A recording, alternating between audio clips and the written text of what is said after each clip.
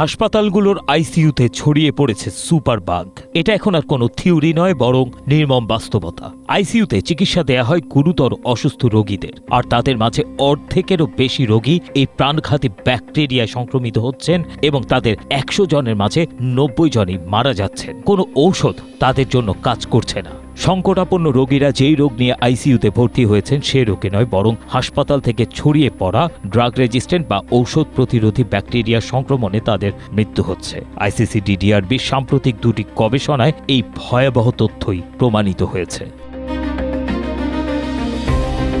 গবেষণায় দেখা গেছে আইসিইউতে ভর্তি হওয়ার সময় এইসব ব্যাকটেরিয়া মুক্ত ছিলেন এমন ১৯৮ জন রোগীর মধ্যে ১০৫ জনই সেখানে চিকিৎসাধীন অবস্থায় সংক্রমিত হয়েছেন।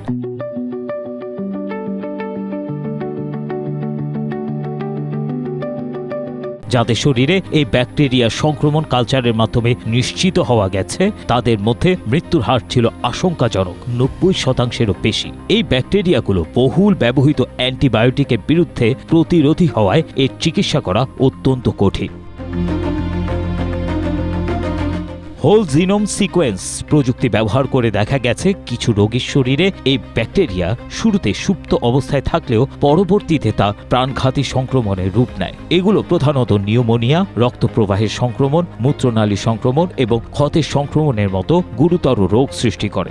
গবেষণা দুটি আন্তর্জাতিক গবেষণা সাময়িকী মাইক্রোবায়োলজি স্পেকট্রাম এবং অ্যান্টিমাইক্রোবিয়াল রেজিস্ট্যান্ট অ্যান্ড ইনফেকশন কন্ট্রোলে প্রকাশিত হয়েছে। এই ভয়াবহ পরিস্থিতির মধ্যেও আশার আলো দেখিয়েছে গবেষণা দলের দ্বিতীয় প্রতিবেদনটি। গবেষকরা প্রমাণ পেয়েছেন হাত ধোয়া, নিয়মিত জীবাণুমুক্তকরণ এবং অ্যান্টিবায়োটিকের সঠিক ব্যবহারের মাধ্যমে এই সুপারবাগ মোকাবেলা করা সম্ভব। হাসপাতালে বিনিয়োগের ক্ষেত্রে কেবল আধুনিক যন্ত্রপাতির দিকে না তাকিয়ে সংক্রমণ নিয়ন্ত্রণ ব্যবস্থায় গুরুত্ব দেওয়ার আহ্বান জানিয়েছেন তারা। ABM Asaduzzaman, Asia post.